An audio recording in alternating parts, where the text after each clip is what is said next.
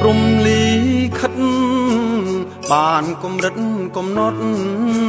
ព្រោះក្រកសត់ឲ្យខ្ញុំរੂឃ្លាតពុកម៉ែឆ្លងដែនមកទីឆ្ងាយចិត្តកាយកំព្រាម្លេងទេរងាក្តៅរੂគ្មានអ្នកថែចិត្តចង់តែត្រឡប់វិលវៃ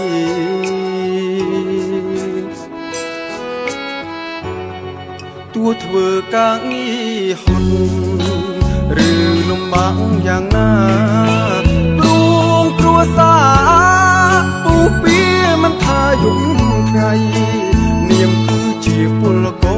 រតស៊ូព្រោះប្រាក់កំไรលំបាកតែមានតម្លៃសង្ឃឹមថ្ងៃក្រោយបានសុខ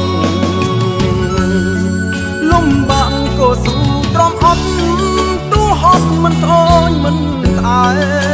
គ្មានសុខច្រើនឆ្នាំខែទុកម៉ែរងចាំ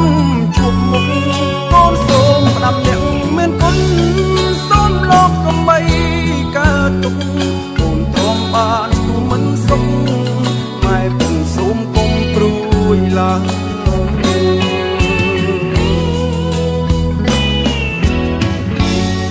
ស៊ូទ្រាំឲ្យលំបាក់ហត់នឿយត្រឹមមួយគ្រាមិនរុញរី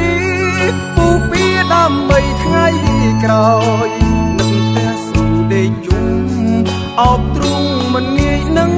ថយចាំជាក់ក្នុងចិត្តនេះហើយជីវិតពលករឆ្លងតែ